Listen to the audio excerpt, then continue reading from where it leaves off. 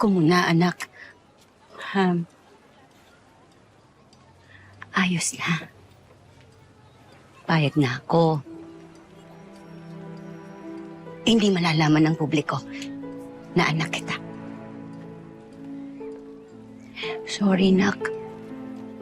Nagalit ako. Pero ayos na talaga. Kahit anong kondisyon na sabihin ng Astra M, ayos lang.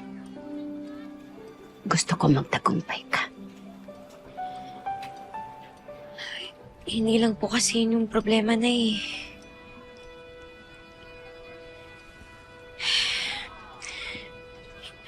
Gusto po kayong idemanda na Miss Dara kapag hindi po ako umalis ng Yumi.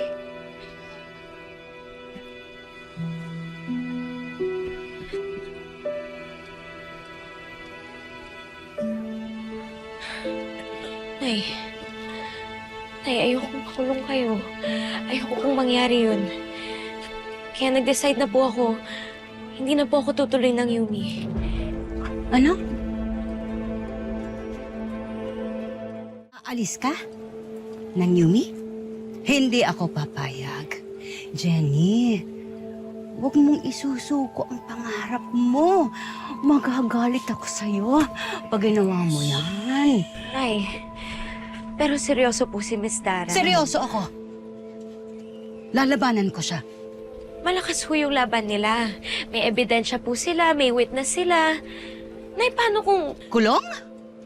Kulong! Kung kulong. Naranasan ko na yun eh. Ako? Tinatakot niya? Bebe ko, ilang araw ka lang nakulong. Pag tinuloy ni Dara yung demanda, taon ang bibilangin mo. Oo.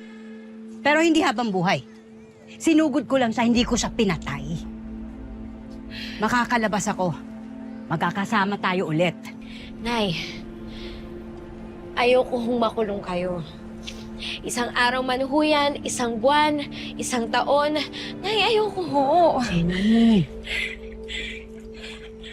makinig ka. Wala nang mawawala sa akin, anak. Matanda na ako. Napagdaanan ko na yan lahat. Lahat na pwede kong pagdaanan. Nagtagumpay, lumagapak, naghirap, nalugmok, at hindi man ako makabangon. Naging masaya. Nawalan man ng kasikatan, ng yaman. Eto kayo, ng tatay mo. Pero ikaw, marami mawawala sa'yo pag sumuko ka ngayon. Nagsisimula ka pa lang eh. Natalo ako ni Dara noon. Huwag kang pumayag na pati ikaw matalo.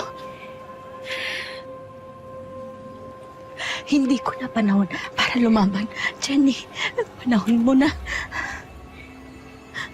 Gusto ko manalo ka. Para sa atin. Para sa lahat na katulad natin.